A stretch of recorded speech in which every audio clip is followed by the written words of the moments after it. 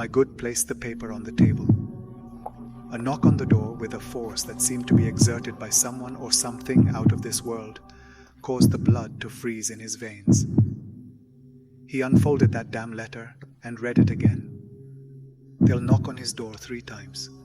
There won't be anything in the world. It's an insult to the Holy Trinity.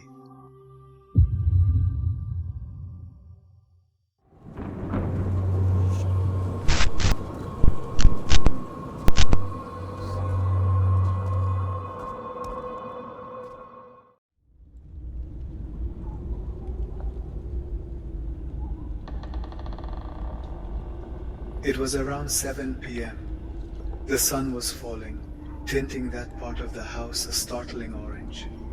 Bunssen rested, or rather tried to silence his stormy thoughts, while drinking a cup of bitter coffee, his favorite chair, located at the round kitchen table. It already had a few tears, but he didn't dare use the other one, which was on his side because it had belonged to his adored wife. Greta, the dusty seat, had not been cleaned for 2 years, when finally the poor unfortunate had succumbed to her long convalescence. The man spent most of the day there, alone, only when it was really necessary. He went out to do some shopping, necessities and things with which he could fill his stomach. Any minute now. The house was dark. He rose from his seat, but not to turn on the light. Because several months ago he had stopped paying the bills. Drawing his slippers across the surface of the wooden floor, he walked to the modular in the hall. He reached into the second drawer, crammed with unnecessary things and rather filthy. He pulled out 2 candles to take back to the kitchen. He took a small plate, the box of matches, and proceeded to light them. That was his routine for 2 years. To see the flame of the candle zigzagging to the rhythm of the exalted oxygen of his lips. Observe the gift phone from the last birthday that she adored so much. Gaze at the dusty seat empty and without any intention. Looking at part of the almanac from the year 1942, which he managed to look at out of the corner of his eye when some light was reflected in it since last year didn't change it. He sighed so deeply that his collarbones protruded over his shoulders. He made to lean back, but the knocks on the door from outside the house sounded like real horrors from beyond the grave. Bunsen rose from his chair and walked to the door, candle in hand.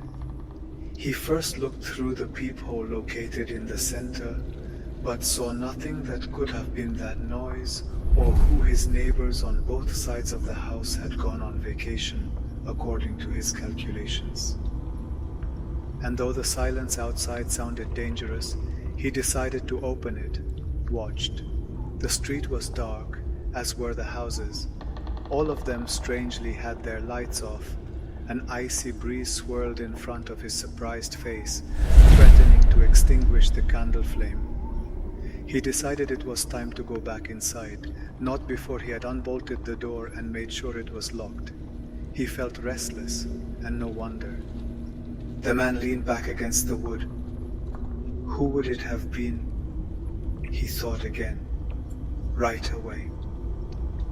More blows resounded, but this time he felt them so close that they rang through his bones. Whoever it is, leave right now, he shouted in panic. There was only silence on the other side. Bunsen didn't dare open it, but there was no need. Because a rectangle of paper that looked like a letter slipped silently under the door. Yeah, it was an envelope and it looked pretty old. It bore a dark red lacquered seal. On a second inspection, the sender observed Mr. Bunsen reciting in unbeatable handwriting to him was addressed to him.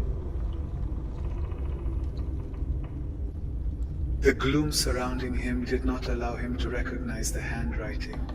He hurriedly took the paper in question, broke the lacquer and opened it, inserted his hand, and from inside took out 5 papers carefully folded, numbered and well separated from each other.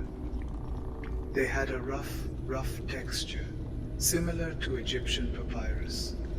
The frightened gentleman took the first sheet, the one with number 1, and read, "I don't know what has become of you all these years, but the pleas to end your existence have been heard, and that will happen tonight. Aren't the heavenly angels coming for you? For his emotions have been truly dark. More.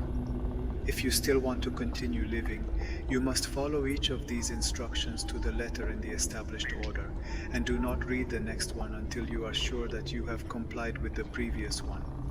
Well, during the night, he will be visited and assaulted by strange creatures who will seek to confuse him to madness." Bunsen crushed the battered paper to his heaving chest. "I was supposed to read the second one in view of events, and if he's devilish, paper was telling a little of the truth.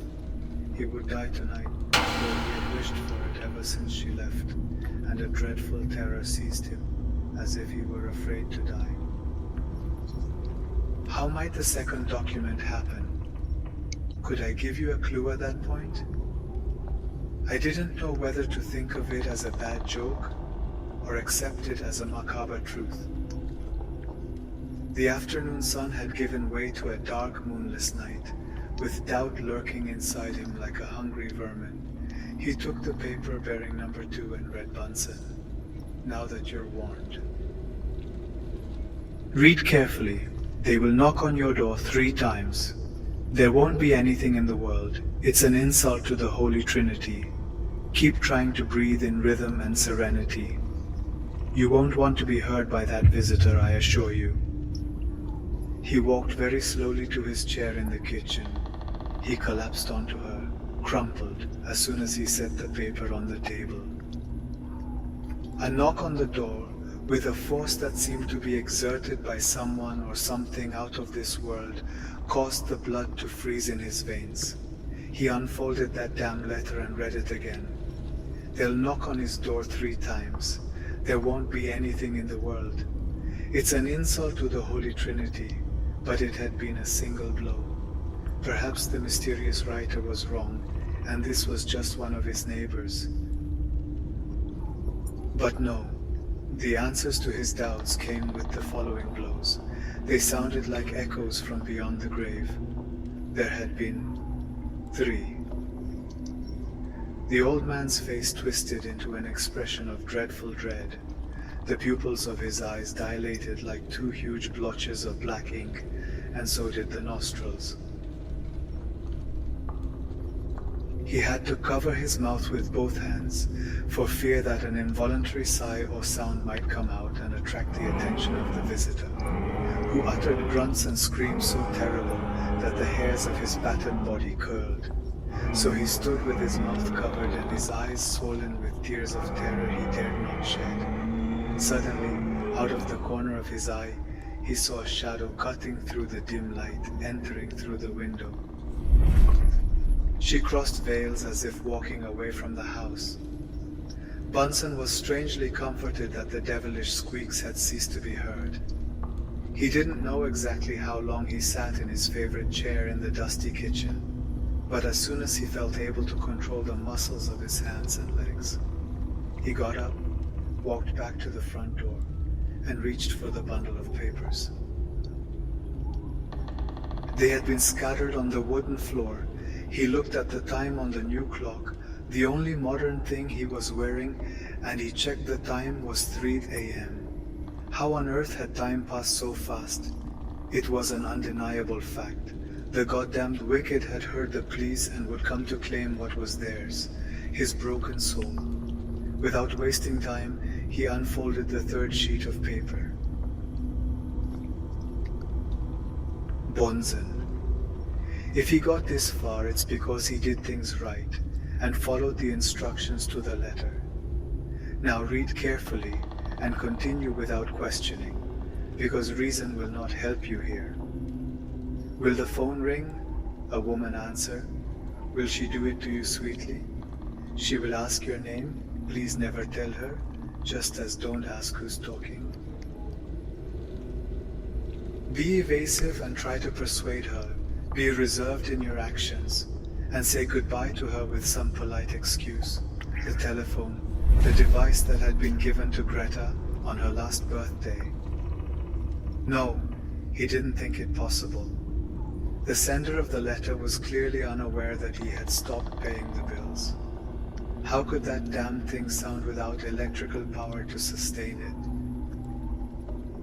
He smiled, the corner of his lips curving, causing a few wrinkles to crease in his pale skin. The smile, which tried to turn into nervous laughter, was interrupted by the sound of the phone. The man, more surprised than frightened, literally ran into the hall, sighed deeply, and took the black tube so he could hold it to his ear.